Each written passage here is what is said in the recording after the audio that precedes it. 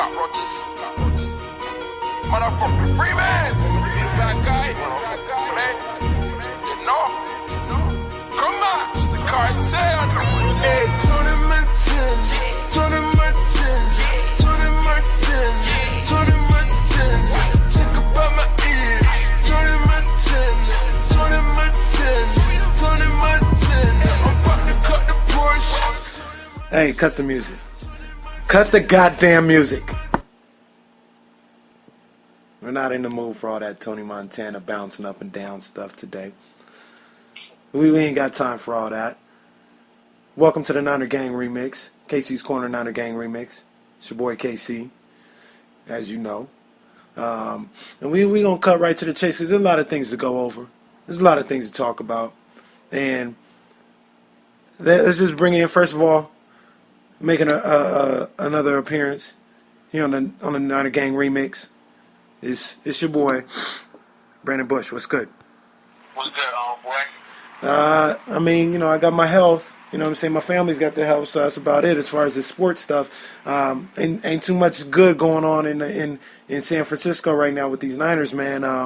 You know, I had to get you on here because, you know, I'm sitting here fuming, you know, watching the game on Thanksgiving, watching that debacle. And I get a phone call from you, man. You're like, hey, man, let me get on the podcast. I need to talk about how Kaepernick ain't nothing, man, how weak he is, man. I need to talk. So you know what? I disagree with you, but this ain't no dictatorship here on the KC's Corner NinerGang remix. You know, it's a democracy. Everybody's voice get heard. So we just going to get right into it. Go ahead and tell me how weak Cap is, man. Go ahead.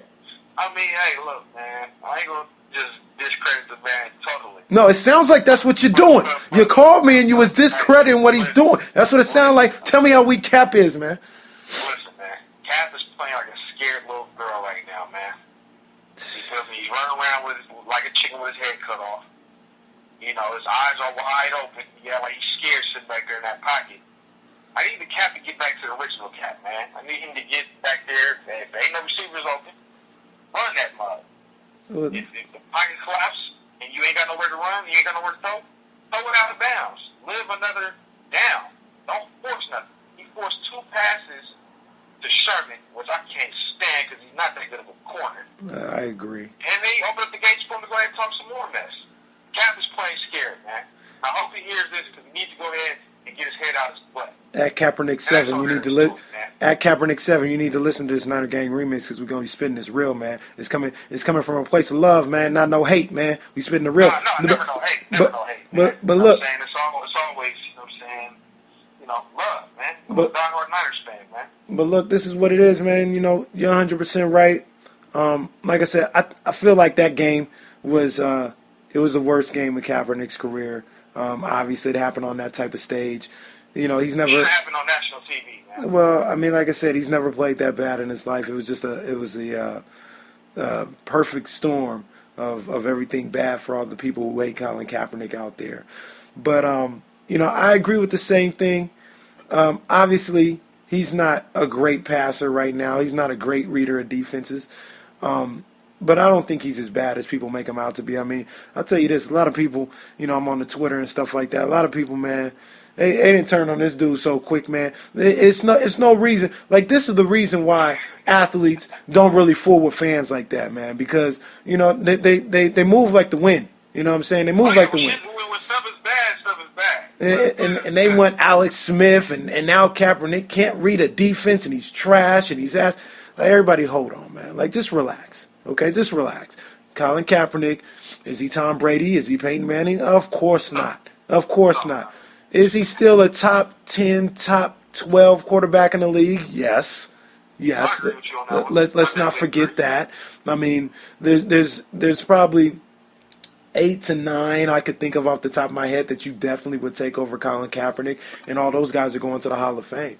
This is the argument I make all the time with Colin Kaepernick and people saying, you know, how bad he is or he's not getting better. They keep comparing him to the Aaron Rodgers, the Tom Brady's, Peyton Manning, Drew Brees. I mean, these dudes have been in the league for 10 years. You know what I'm saying? They've been doing this for 10 years. Like, come on now. Like, well, look at the success that they had, though, when they first started off. Granted, there was Tom Brady set the bench behind Drew Bledsoe for a little while, so he learned, you know what I'm saying, from sitting on the bench. I mean, Cap didn't have a bad, you know what I'm saying, person he was backing up in Alex Smith, you know. So, I mean, you know, I think what it is, man, is because of what he did the last couple of years, man, everybody expects him to live up to that same height. I think it's kind of fizzled out a little bit, man. I don't know what it is. I don't know if it's the play calling from you know, Jim Harbaugh to who's his name, Greg Roman. Yeah, man. Yeah. I mean, I don't know if they're not on the same page, and Cap is not trusting in either one of them, and that's probably the reason why he's playing the way he's playing. But I need Cap to get back to where he was at, man. I need Cap to get back to that sort of Russell Wilson type quarterback, because Russell Wilson wasn't really like that until, you know, Cap emerged, man. Cap was the trendsetter for that. Well, you know, it's like the thing that frustrates me is, and this is you know, it's other people's. I wouldn't even say it's other people's fault. It's Cap's fault because ultimately he's making decisions out there. He's doing things, but I feel like he's letting these Trent Dilfers get in his head, man, and be like, yo, you need to, in this league, you need to be a pocket passer. You can't run forever. Yeah, man, we know that. You got to be successful in the pocket. I'm not knocking that. I'm not knocking that by no means. You got to be able to sit back there in the pocket and make throws, and that's something that he's not great at right now. But at the same time, let's not get it twisted, okay? If you're Peyton Manning, if you're Drew Brees, if you're Tom Brady, you got to sit back in that pocket and be great from the pocket because you have to be. Okay? You're running a 6'4" 40. You're not going to blow by no linebackers. You know what I'm saying? You're not going to run for 5 to 10 yards in space. So you have to be great in the pocket. So you need to dedicate your entire being as a quarterback to being better in the pocket. Colin Kaepernick, while you need to get better in the pocket, let's not forget that you're Colin Kaepernick, that you're a playmaker, that you're dynamic out there. You're out there running a 4.3, 4.4, 4.5, 40. Okay? Let's not forget that you got legs that you can use out there. And you don't want to make a living on your legs, but don't completely abandon them. All right? That's it. No, you can't. I think that's what he's been doing, man. He's been abandoning his scramble ability. That's what sets you apart. That's what makes you Colin Kaepernick. That's what makes you a different dynamic to everything you see out there every week, is you can use those legs. You can be just as devastating with your legs. And you tell me if I'm wrong, but that even adds added pressure on what these defenses need to do in the passing game, which may open up things for you in the passing game. If you look at the things I talk about, is if you look at two games specifically that stand out to me, in the playoffs the last 2 years, Colin Kaepernick, the first time going up against Green Bay, he runs for 160 yards or whatever the case may be, and people go crazy on the run game. They're like, oh my gosh, this guy's revolutionary. He's running crazy. He may run for another 100, blah, blah, blah, blah, blah. The next week in the NFC Championship game, Atlanta basically dedicates their entire defense to making sure he doesn't run the football like that again. And all he does is it opens up passing lanes. It opens up the passing game because they're so focused on what he's doing on the ground. It makes the pass game easier. Once again, last year in the playoffs against the Packers, again, he runs crazy on them in Lambeau. You know, he's going crazy out there on the ground, and he's making plays with his legs. They win that game. The next week, all you hear is Carolina, nah, he's not going to run like that on us, da-da-da-da-da. He has a great game in the air passing the ball. His leg sets up what he can do in the air. And right now, he's sitting there like a sitting duck. Like you said, a deer in headlights is out there sitting in the pocket trying to be goddamn Peyton Manning. You're not Peyton Manning. You're Colin Kaepernick. No, all right? Definitely not. And that's what he fails to realize. I think he's trying to force himself to become a pocket passer because he's tired of hearing the criticism of him not being able to stay in the pocket. But, I mean, you got to look back at it, man. What made Michael Vick successful in Atlanta was because he was able to use his legs. Right. You feel me? Right. You can't go away from that. And Right. Cap needs to understand that, man. You know, he can't go away from his playmaking ability. You know, at the end of the day, don't force nothing, man. You know what I'm saying? I would rather you throw away the ball than you sit back there and sit back in the pocket and wait for it to collapse and take a 5-yard sack. Exactly. You know what I'm saying? Exactly. Make a play. You know what I'm saying? Throw the ball away. Live to go ahead and see another down. Our defense has been playing great, so I mean, Cap, you know, you have no reason to worry. Right. You know what I'm saying? We'll get the ball back. You know what I'm saying? If we happen to do punt. Right. But make plays, bro. That's what he needs to go ahead and do. And if If people are paying attention to what happened on Thanksgiving night, I mean, that's essentially all Russell Wilson did. When things broke down, he didn't do nothing from the pocket. He didn't do a goddamn thing. He never does anything from the pocket. It's always this running around stuff, making things happen, making plays. Then it puts deep pressure on the defense, and he does just enough. I need Cap to go out there and be that playmaker. I don't know if it's him personally, if they're trying to say, hey, if you remember last year, they didn't really let him run too much, and then they unleashed him in the playoffs, or they're waiting for that. Well, I'll tell you something right now. The playoffs start on Sunday. We can't sit around talking about, we'll wait to unleash him on the playoffs. The playoffs start on Sunday. They need to win games now. So if that's your plan, Harbaugh, Greg Roman, you need to let that man free now. Let him do his thing. And Cap, you need to be open to doing that as well. Now, a couple other things that come into play with this 49er team. I mean, the whole team is a circus. And like I said, it's a little bit of a perfect storm with the Seattle thing on Thanksgiving. Everybody was hyped for it. Seattle, as much as I can't stand the team, I don't think they're that good. They are perfect against the San Francisco 49ers.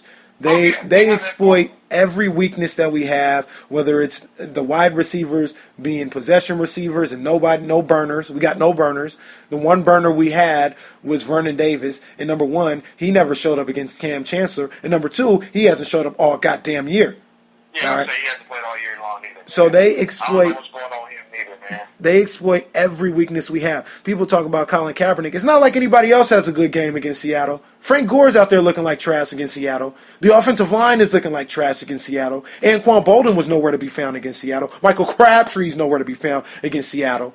You know what I'm saying? The whole team sucked. All right? They sucked. And that's the frustrating thing. You know, we can't stand Seattle, but right now, I feel like everybody has failed us against the Seattle Seahawks, man. What you think? What was that? I said, well, I mean, what you think about that? I feel everybody from the front office on down to Vernon Davis, every single person has failed us against Seattle. They have the perfect formula and the perfect players to beat the San Francisco 49ers. Man, I don't know what it is about Pete Carroll and his coaching staff, but they are playing chess and not checkers with Jim Harbaugh and the rest of our 49er staff, man. It seems like from the offensive line to the defensive line, to the receivers to the cornerbacks, they have every formula possible to just shut us down. Yeah. And I don't know if it's, because they're playing scared. I don't know if it's because of the shuffling of our roster with so many injuries.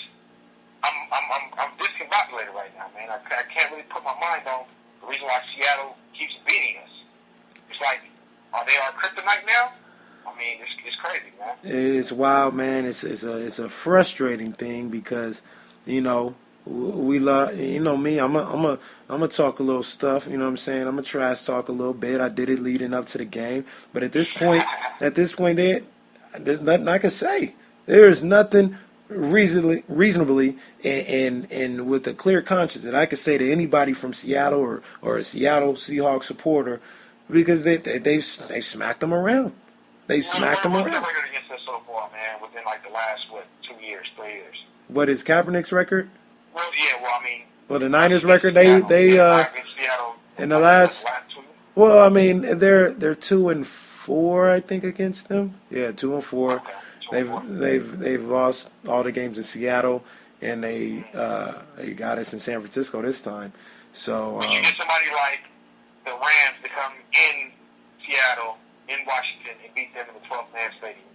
Well, the Rams didn't beat them. The Cowboys did, and so did the Cardinals. But I see what you're saying. I mean, hell, the Niners, for 3 quarters, played their asses off last year in the NFC Championship game, and then they had to melt down in the 4th quarter. So, right now, like you said, I'm at a loss for words. There's not much I can say about anything from Seattle. If I'm keeping it real, keeping it 100, like I do, there's nothing I can say. I ain't got nothing to say to these guys.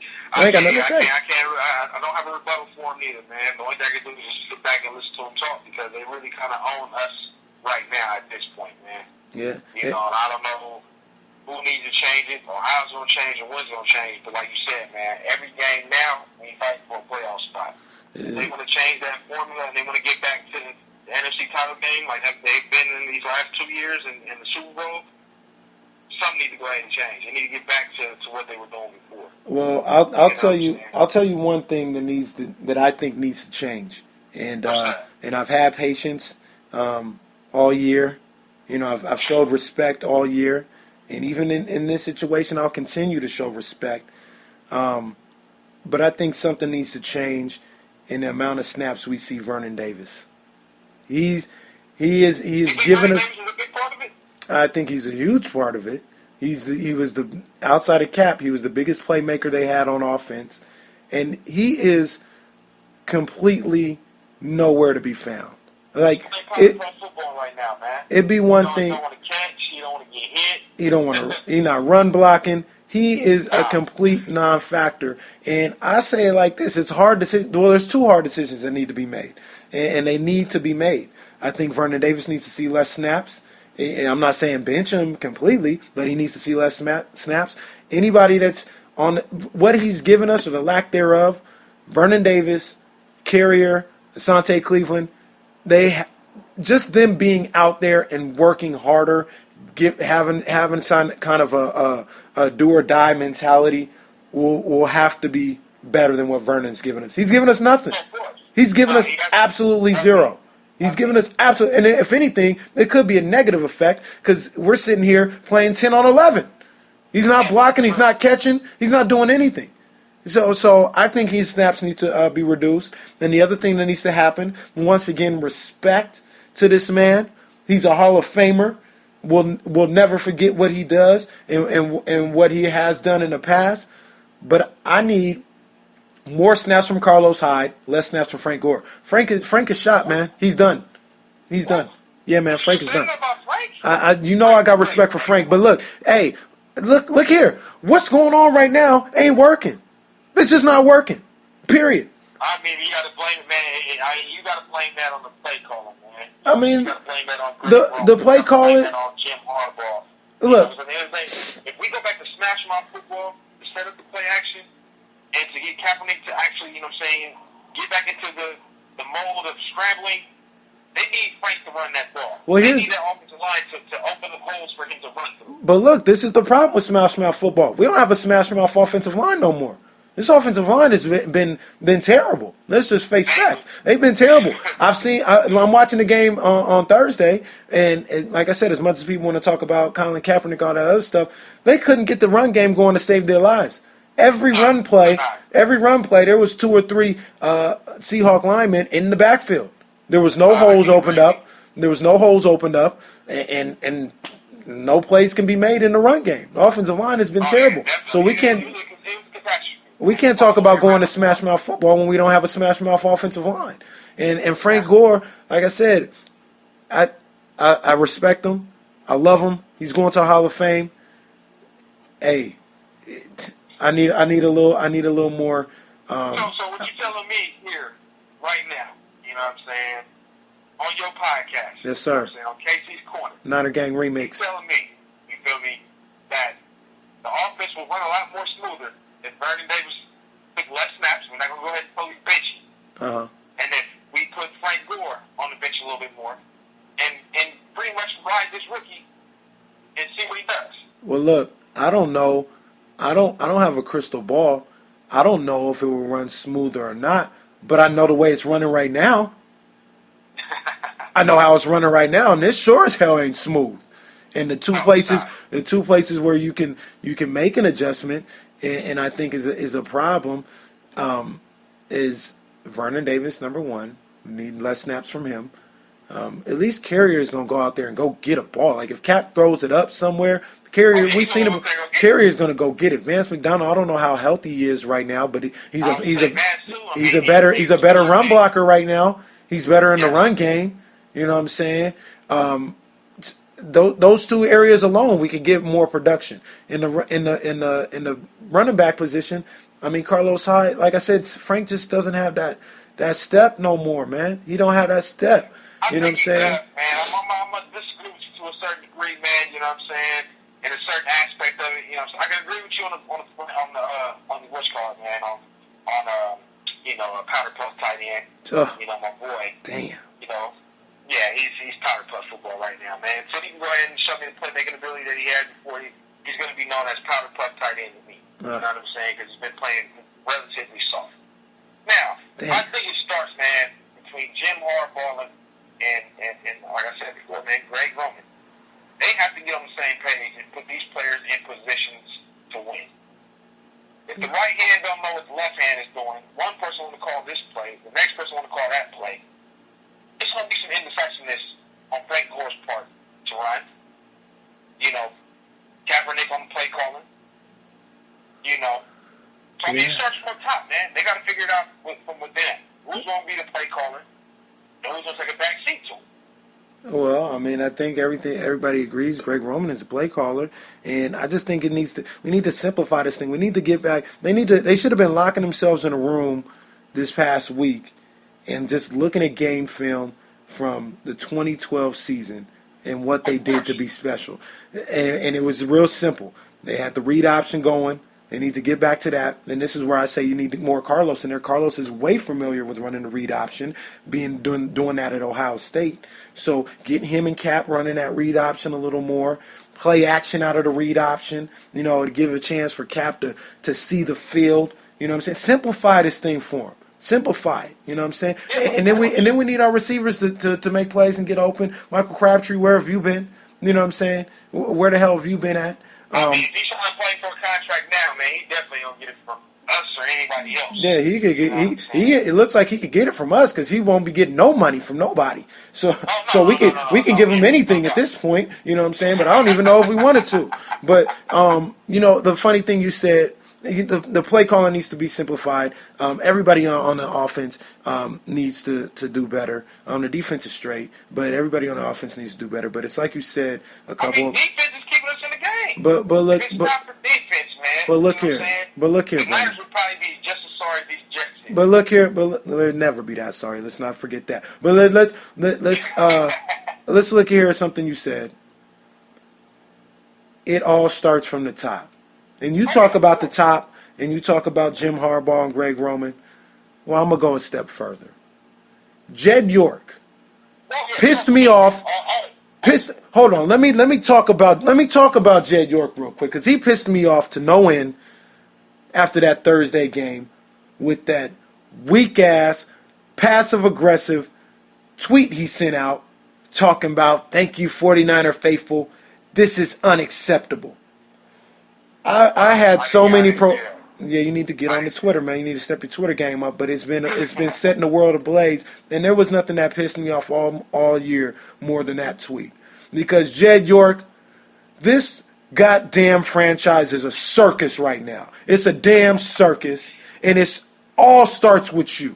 He's the one that started all this nonsense with Harbaugh and Cleveland. He's the one that started all this nonsense, leaking all these reports to Jay Glazer and the old boy from Pro Football Talk, making this a goddamn circus. Every week, they got me sounding like Ray J right now. I'm pounding the table, sounding like Ray J. Every week, we've had to deal with a weak-ass story about our coach. You know what I'm saying? About people not being here next year. And it all starts with you, Jed. It all starts with you. So you sitting up here after the shit finally hits the fan. Excuse my language. I had to curse. There's no other way to say it. And then you want to talk about this is unacceptable. Jed, the way you've run this organization all damn year has been unacceptable. Unacceptable. You put our head coach in an unwinnable situation. You've leaked all these rumors. You and your cronies have leaked all these damn rumors. You've let Dion in the house. You've let Jay Glazer in the house. It's all for a smear campaign because you can't get along with Jim. All damn year. So you want to talk about starting up top? I'll go straight to the top. When Jed York gets his head out of his ass, and it may be too late. It may be too late at this point. It may be too late at this point. It may be too late. He didn't already open Pandora's box. But he want to send out a tweet talking about this is unacceptable. You damn right, Jed, it's unacceptable. You failed on trying to get a home field advantage with putting this goddamn stadium in Santa Clara instead of and taking it out of the heart of the city. You know what I'm saying? And you failed in how you've handled this Jim Harbaugh situation. You know what I'm saying? You're damn right. This is unacceptable, and it starts with you, Jed. If you're listening, Jed, with all due respect, it starts with you. That's my Jed York rant. I've been holding that in for about 9 days now. So. But I mean, like, just to piggyback off of what you're saying right now, because I feel you 110%. Because he hasn't been doing what he's doing as an owner, man. You know what I'm saying? General manager, whatever you want to call it. It's all been a money grab. It's all been a money grab. You gotta have goddamn student loans to get into Levi Stadium, man. You know what I'm saying? It's all been a money grab. So now my question to you is, because of Jed York and all the miscellaneous reports about Jim Harbaugh not being there next year and all this other crazy stuff, do you think that they're taking the rest of these games so that way Jim Harbaugh can't get up out of there and Jed has a reason to go ahead and possibly trade him or let him out of his contract? Hell no. I'm starting to get that now. I'm starting to get that a little bit. They ain't taking no games, man. They ain't taking no games. Nah, they ain't taking no games, man. I haven't seen San Francisco play this bad. They just haven't been good. They just haven't been good. They ain't taking no games, man. They just haven't been good. Point blank, period. They haven't been good. The whole karma, the whole aura. They love him in the locker room, man. This has nothing to do with the locker room, man. That's Jed spreading all that nonsense.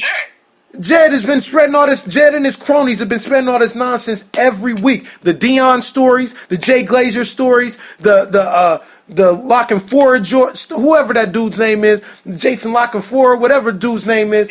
All them stories, they coming from Jed, man. They ain't coming from the locker room. He's been spreading all this nonsense, and he's been poisoning this situation. He's been creating bad karma, and he's been making it a toxic situation, and it's finally taking its toll, in my opinion.